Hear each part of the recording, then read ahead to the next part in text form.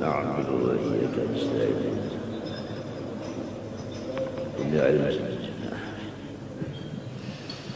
أعوذ بالله من الشيطان الرجيم بسم الله الرحمن الرحيم الحمد لله على نعمه المتواترة وأياديه المتكاثرة ومننه الغامرة والصلاة والسلام على سيد أهل الدنيا والآخرة سيدنا وحبيبنا وشفيعنا محمد وعلى آله وأصحابه الأنجم الزاهرة أما بعد قال الله سبحانه وتعالى وهو أصدق القائلين أعوذ بالله من الشيطان الرجيم بسم الله الرحمن الرحيم إنما يريد الله ليذهب عنكم الرجس أهل البيت ويطهركم تطهيرا وقال تعالى قل لا أسألكم عليه أجرا إلا المودة في القربى الآية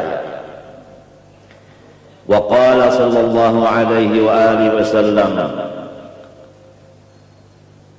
يحشر المرء مع من أحب أو كما قال. Alhamdulillah wa syukur, kita ucapkan puji syukur kita kehadrat Allah Subhanahu wa taala yang telah mengumpulkan kita bersama-sama di dalam majelis haul daripada salah seorang daripada aulia illahi subhanahu wa ta'ala, yaitu Habib Muhammad bin Habib Abdul Karim As-Samman Al-Madani Al-Hasani. Beliau ini salah satu daripada zuriat daripada junjungan kita Nabi besar Muhammad sallallahu alaihi wasallam yang disebut al-waladu juz'un minal walid. Anak itu satu suku-suku daripada orang tuanya. Faman ta'allaqa bil juz'i faqad ta'allaqa bil kulli. Barang siapa berpegang kepada juz'u maka sama dengan berpegang kepada kul. Di dalam ayat suci Al-Quran disebutkan bahwasanya Allah Subhanahu wa ta'ala menyatakan dengan kata innama, ada tuhasrin di dalam ilmu nahwu, hanya saja kehendak daripada Allah Subhanahu wa ta'ala mensucikan semua kulawarganya Rasulullah sallallahu alaihi wasallam daripada segala kekotoran-kekotoran. Jelas di dalam ayat itu bahwa Rasulullah dan Sittina Fatimah Az-Zahra dan anak cucunya sampai hari kiamat adalah ahli surga.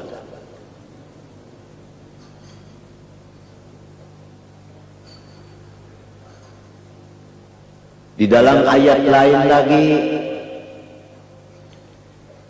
ya Muhammad, sampaikan kepada semua umatmu,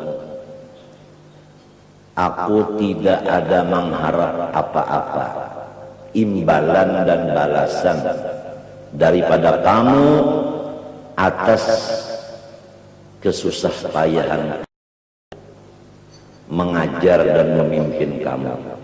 Hanya aku menyampaikan pesan Allah, cintailah kulawargaku. Ini pesan Allah. Di dalam hadis disebutkan yuhsyarul mar'u ma'a man ahab. Siapapun akan dikumpulkan nantinya bersama-sama orang yang dicintai oleh hatinya. Inilah yang kita harap, supaya kita mencintai anak cucunya Rasulullah SAW. yang pada hakikatnya mencintai datunya, yaitu Rasulullah SAW, yang akhirnya kita bersama-sama dengan Rasulullah SAW. Walaupun hidup kita tidak mempunyai pangkat, harakat dan martabat, walaupun kita ini hidup di dalam susah, fakir, walaupun kita hidup di dalam keadaan sakit terus-menerus, walaupun kita hidup di dalam dihinakan oleh orang dan sebagainya, akan tetapi kalau kita mahabbah kepada orang-orang yang soleh, maka janganlah kita berduka cita, karena kita akan berkumpul sama-sama orang itu di dalam surga. Apa artinya pangkat, apa artinya harta benda, apa artinya kesehatan, apa artinya sanak saudara, apa artinya pengikut yang banyak, apa artinya macam-macam istri yang banyak yang cantik, namun menjadi balaman neraka. Tak ada di dalam hatinya mahabbah kepada orang soleh. Oleh sebab itu hukumnya mahabbah kepada orang soleh adalah wajib, termasuk min wajibatil qalbi. Di dalam kitab Sulamut Taufiq disebutkan min wajibatil qalbi mahabbatus salihin. Wajib bagi tiap-tiap hati kita mencinta kepada orang soleh. Marilah kita bawa anak-anak kita mulai dari kecil mencintai orang-orang soleh, supaya nantinya mereka itu ada didikan dari kecilnya mahabbah kepada orang soleh. Jangan sampai kita taksir nantinya anak-anak kita itu tatkala dia dewasa dia membenci dengan orang soleh, karena ketaksiran kita tidak mendidik akan anak kita dari kecilnya itu cinta kepada orang yang soleh. Di antara orang soleh dzurriyyat Rasulullah SAW bernama Sayyid Muhammad, Habib Muhammad, Syarif Muhammad, Ayyub Muhammad, bahasa Banjarnya, bin Habib Abdul Karim As-Samman, Al-Madani, Al-Hasani, turunan Sayyidina Hasan. Beliau dilahirkan pada tahun 1132 Hijriah. 1132 Hijriah. Di dalam negeri Madinah Al-Musyarrafah. Beliau sudah lebih dahulu yatim, maka ibunya memimpin akan dia, menyerahkan akan dia sewaktu kecilnya kepada seorang guru yang alim di bidang Al-Quran, baik tajwidnya maupun ilmu-ilmu lainnya yang berhubungan dengan Al-Quran, seperti usul tafsir dan tafsir Al-Quran dan lain-lainnya. Maka Syekh Samman ini diserahkan oleh ibunya kepada guru tadi dari kecil. Nah, sewaktu dia belajar Al-Quran, ini satu pelajaran ini, supaya kita punya anak kalau sudah bisa bicara langsung dimasukkan ke sekolahan Al-Quran, dan harus dicari gurunya yang fasih membaca Al-Quran, karena anak-anak kita ini mengikut gurunya. Kalau gurunya itu salah, ya ikut salah. Kalau gurunya itu Bismillahirrahmanirrahim, Alhamdulillahirabbil alamin, Ar-Rahmanirrahim, Maliki Yaumiddin, sampai bola-bola amin, ngarannya Udin, anaknya Yasin. Nah, itu anak kita nantinya Bismillahirrahmanirrahim juga. Gak bisa bismillahirrahmanirrahim, gak bisa karena gurunya tadi. Dan anak-anak kita ini pasti punya guru. Malam yakun lahu syekhun fasyaitanu syaikhuhu. Siapa tidak punya guru, maka syaitanlah yang membisikinya jadi gurunya. Itu man isim mausul umum, bilangnya ilmu nahwu. Siapa aja apabila tidak punya syekh, tidak punya guru, maka syaitanlah gurunya. Syaitan itu ben iblis. Iblis itu ben api neraka. Itu silsilahnya.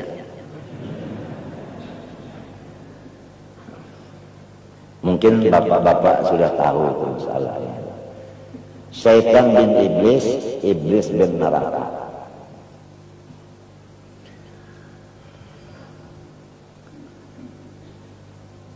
Sewaktu Syekh Seman ini belajar Al-Quran, di sini ada keganjilan, keistimewaan, keunggulan, yaitu setiap kali beliau diberi makan oleh ibunya makanan, beliau makan. Tapi tatkala beliau selesai makan, ibunya melihat makanan itu tidak kurang sedikit pun. Bahasa Banjarnya kalau muka itu, kalau sampai banyak-banyak bisi baras lagi sudah. Sepiring aja, bari makan ada pulang.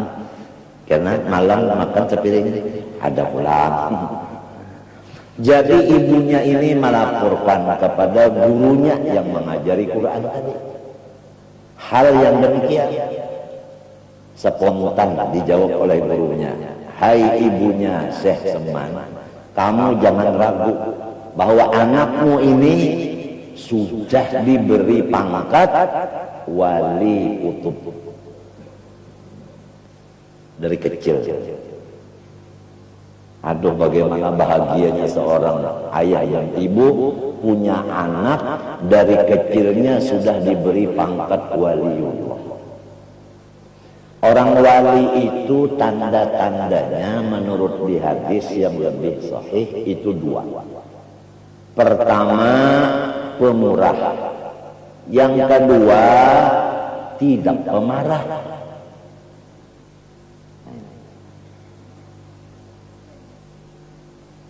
Jadi dari kecilnya beliau ini pemurah, tidak pelit, alias apik, alias engken, garis merah angkar mawi, jarak 12.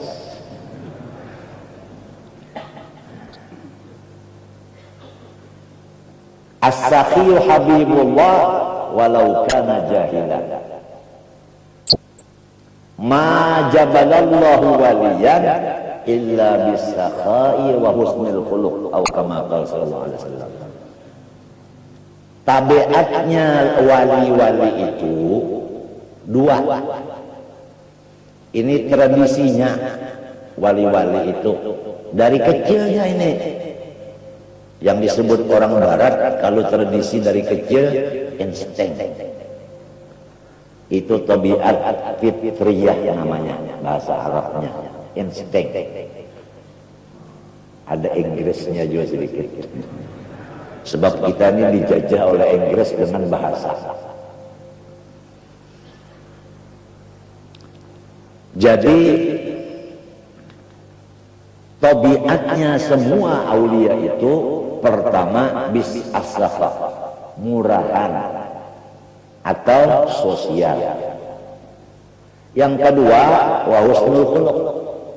Mengenai perangai yang baik ini Abu Hurairah ditanya orang, apa maksudnya husnul khuluq? Abu Hurairah menjawab radhiyallahu anhu, yaitu tidak pemarah. Oh, bagaimana bahagianya kita kalau punya teman pemurah tidak pemarah. Rasanya enak ya, enak. Tapi kalau punya teman sering marah-marah, ya suka imunisasi. Apa itu? Yang marah-marah itu apa? Emosi. Ya. Saya ini kalau tidak diladari nggak bisa. Wa 'allamaka ma lam takun ta'lam. Emosi. Emosi itu apa? Emosi itu bandnya emosi adalah band api. Band api. Api itu ya neraka. Jadi orang yang emosi itu orang yang sudah dapat neraka. Buktinya orang emosi matanya merah. Itu sifatnya api itu merah, si jago merah. Al-ghadab yufsidul iman kama yufsidul khallul asal. Marah itu merusak iman. Kalau iman sudah rusak, kemana tempatnya? Jelas neraka. Jadi kita jumlahkan secara ilmu mantik, natijahnya orang yang pemarah itu masuk neraka. Itu natijahnya. Janganlah kita didik diri kita dan anak kita ini pemarah dan pelit. Maka gembiralah ibunya mendengar yang demikian. Kemudian Syekh Saman Al-Madani ini dari waktu kecilnya itu dia ini senang kepada orang-orang yang ziarah ke makam datunya Rasulullah SAW. Dan dia ini adalah dari kecil penunggu pintu hadrat Rasulullah SAW. Kalau orang mau ziarah ke kubur Rasulullah, Syekh Saman Al-Madani mulai dari kecil yang megang kuncinya, yang membukakan, masuk ke dalam langsung. Kalau zaman dulu datuk-datuk kita itu masuk langsung ke dalam, berdekatan dengan bangunan itu, dengan apa? Dengan kuburannya itu. Kalau sekarang karena sudah yang jadi raja Wahabi, nggak boleh lagi masuk ke sana, nggak boleh lagi. Malahan katanya Wahabi ziarah itu syirik. Rasulullah SAW pada satu malam tidak ada di rumah istrinya yang satu. Abu Hurairah cari, Rasulullah nggak datang-datang, ini nggak keluar-keluar. Ada apa ini? Ketok istri yang pertama, nggak ada. Yang kedua, ketiga, sampai yang kesongo, tak ada. Abu Hurairah ini selalu takut, jangan-jangan Rasulullah ini dibunuh orang. Wah, sekarang kita sudah mendengar Pak Matori Abdul Jalil mau dibunuh orang. Karena apa? Karena dia ini NO dan ulama. Jadi guru-guruan ini harus padawas. Apa itu padawas? Ya waspada. Kalau bisa seluruh kaum muslimin punya senjata, bukan hanya anggota MPR dan DPR sahaja. Wa'iddu lahum mastata'tum min quwwatin wa min ribatil khair turhibuna bihi aduwallahu wa aduwakum. Itu Al-Qur'an.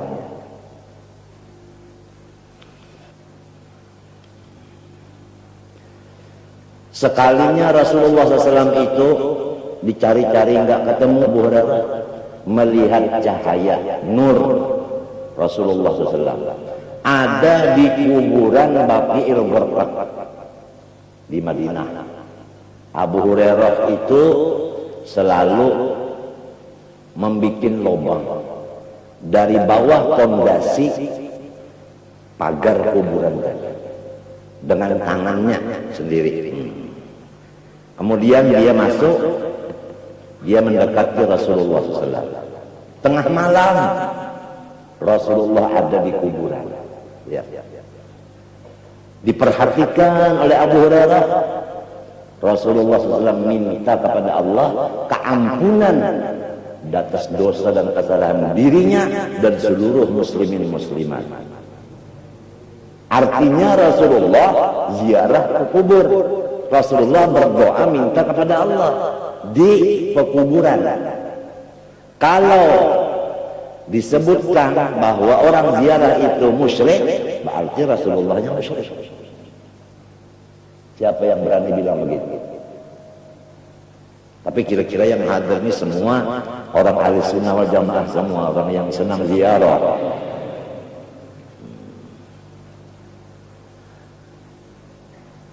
Dari kecilnya Syekh Saman ini megang kuncinya pintu hadrat Rasulullah SAW.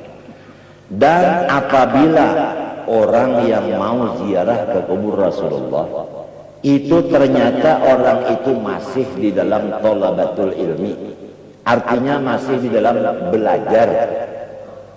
Apalagi orang yang mau ziarah itu seorang guru yang sudah mengajar, apalagi yang ziarah itu seorang yang soleh, orang yang punya karamat wali.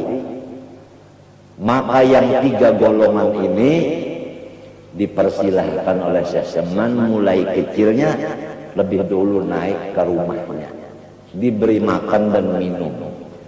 Selesai makan minum baru dibawa ziarah ke makam Rasulullah SAW. Dan diperkenalkan oleh Syekh Saman kepada Rasulullah orang yang ziarah ini namanya satu persatu. Misalnya ada nama Muhammad, ya Rasulullah ini Muhammad ziarah ke kuburmu. Nah ini si A, ini si B, itu begitu. Sebagaimana zaman tahun 70-an itu, begitu muzawir membawa jamaahnya ziarah, diperkenalkan si yang dibawanya ini kepada yang diziarahi, satu persatu namanya. Karena orang-orang yang soleh itu dalam kuburnya tetap hidup. Bal ahya'un 'inda rabbihim yurzaqun. Hidup.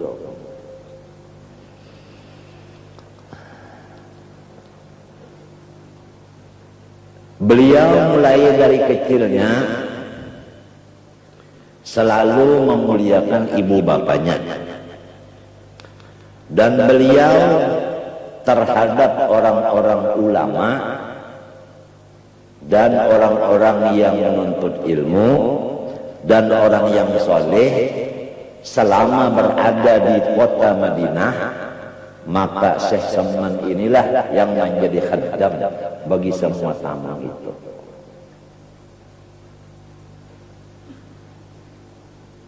Kalau tamu itu menghajatkan makanan apa-apa, Syekh Saman yang membelikan ke pasar, tamunya di rumah aja. Sayyidul Gaum khadimuhum. Dari kecilnya begitu dia.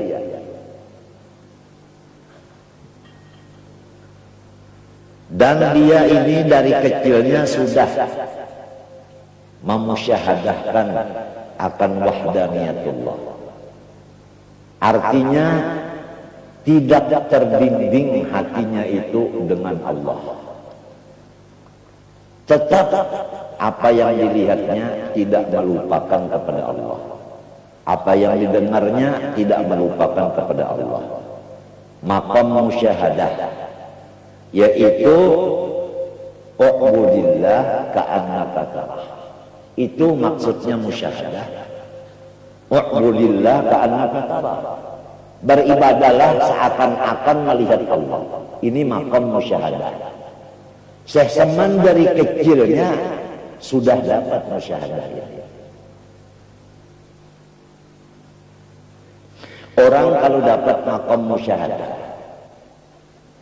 seumpama mereka itu baca salawat, di dalam pandangan hati mereka yang membaca salawat itu adalah Allah untuk Rasulullah, bukan si Umar lagi. Itu di dalam penglihatan hatinya atau di dalam jauh pengrasaannya. Sudah jauh dari kita ini. Kalau kita ya kita terus. Allah Ta'ala sekarang nggak ada lagi. Itu kita namanya orang awam, al-awam, al-awam. Orang awam itu persis jengkrek. Radhiyallahu anhu. Kemudian daripada itu Syekh Saman meninggal dunia atau wafat pada hari Arba, tanggal 2 Dzulhijjah. Hari ini hari apa? Rabu ya, bukan Arba. Tanggal 2 Dzulhijjah. Pada tahun 1189. Jadi 1189 dipotong 1132, inaun sabaraha. Ini ada orang mana? Orang apa? Orang Bandung nih ada. Inaun sabaraha. Atur nuhun. 1189 dipotong 1132 berapa? 60 petok. Ada Maduranya di sini. Jadi ada Maduranya.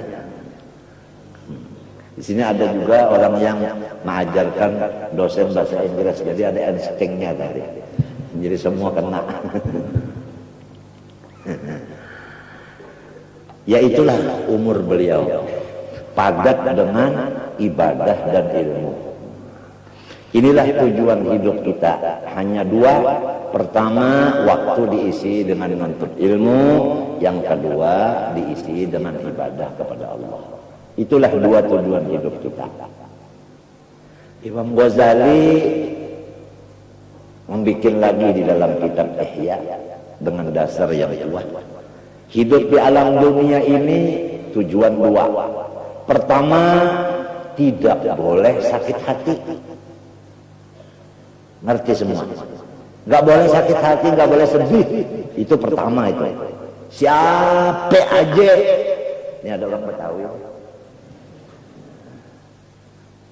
Siapa aja. Gak boleh sakit hati, harus gembira terus. Satu. Yang kedua, sibuk dengan ibadah. Itulah kesimpulan di dalam kitab Ihya juz yang keempat dari Imam Muhammad bin Muhammad Al-Ghazali. Jelas saja. Jelas. Kalau ada yang belum jelas, mungkin kelaparan itulah.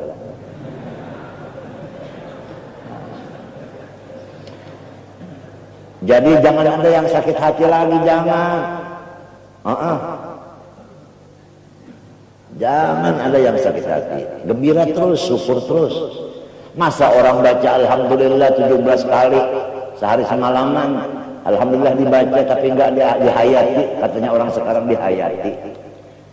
Kalau orang baca alhamdulillah, artinya saya senantiasa alhamdulillah, berarti saya senantiasa gembira, kan gitu kan? Begitu kan? Kan begitu kan?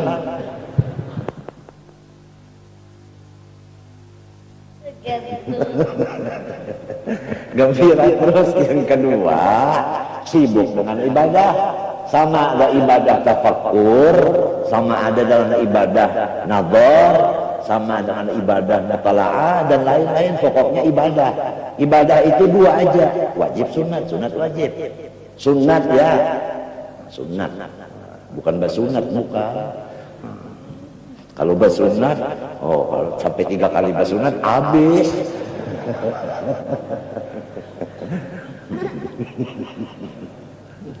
Ketawa Muhammad Amin.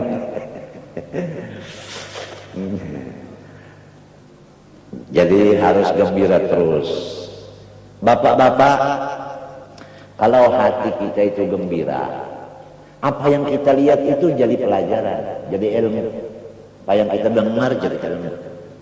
Oleh sebab itu Rasulullah berpesan, anak cucu saya jangan sampai ditangiskan. Kalau dia nangis, saya ikut nangis. Kalau saya nangis, Allah Ta'ala marah.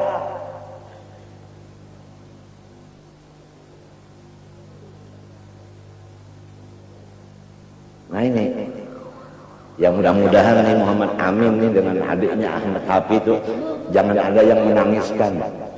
Kalau ada yang menangiskan, nangis. Kalau dia nangis, otaknya itu begini, tertutup. Jadi tidak masuk pelajaran. Setengah mati diajari kada mau paham. Ujar orang Banjar pambaba. Nah itu.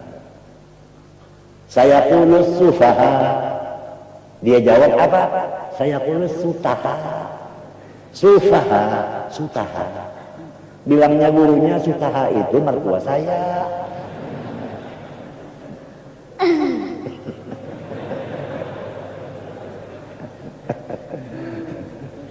Tapi kalau ini anak ini suka gembira, otaknya itu terbuka, cepat menerima pelajaran. 1 bulan setengah Iqra 6 udah selesai. 6 bulan khatam Al-Quran.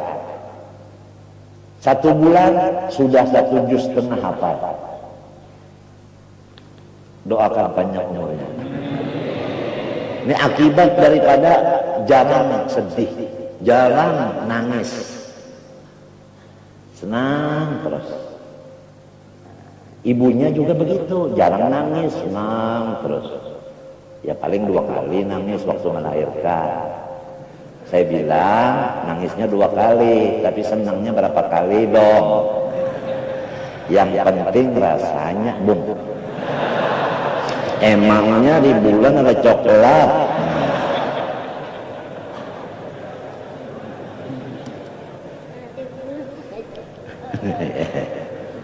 Gak boleh sakit hati, gak boleh ya. Gak boleh, itu sampaikan kepada anak istri. Gak boleh sakit hati, syukur terus. Kalau bala musibah banyak gimana? Nah begini jawabnya. Bala dan musibah kalau menimpa kepada nabi dan wali, itu adalah raf'ud darajat, untuk meninggikan pangkat dia. Bala musibah menimpa kepada orang mukmin yang bukan wali dan bukan nabi untuk kafarah lisayyi'at wal khati'at, untuk membersihkan dari kekotoran dosa. Kalau kita orang awam ini kotor, ada yang membersihkan, kenapa jadi menangis? Mestinya kita gembira, berterima kasih kepada orang yang membersihkan itu, kan gitu. Kalau bala menimpa kepada orang kafir dan munafik, itulah yang disebut azab. Nah, jadi bala itu terbagi kepada macam-macam. Kepada nabi dan wali, raf'ul darajat. Kepada orang mukmin yang biasa adalah untuk penghapus dosa. Kepada orang kafir dan munafik itu yang siksa. Jadi orang yang beriman gak perlu sedih. Kemudian kalau sudah sedih itu sudah bisa diatasi dengan gembira, sesuai dengan kata alhamdulillah 17 kali waktu sholat. Kita tinggal lagi mengisi waktu supaya sibuk dengan ibadah tadi, yang wajib, yang sunnah. Sampai tidur pun kita niatkan karena ibadah juga. Karena mata kita kalau tidak dibuat tidur, nantinya kan kepala kita sakit. Kalau kepala sakit ya segala-galanya nggak enak lagi. Jadi menjaga kesehatan juga namanya itu ibadah. Terakhir, Syekh Saman Al-Madani ini kuburannya di Baqi'il Gharqad, berdampingan dengan kubur segala istri Rasulullah sallallahu alaihi wasallam. Mudah-mudahan kita semua dimasukkan oleh Allah Subhanahu wa taala di dalam rombongan orang-orang yang cinta kepada orang saleh, sehingga kita akan dikumpulkan Allah bersama-sama mereka. Amin Allahumma amin.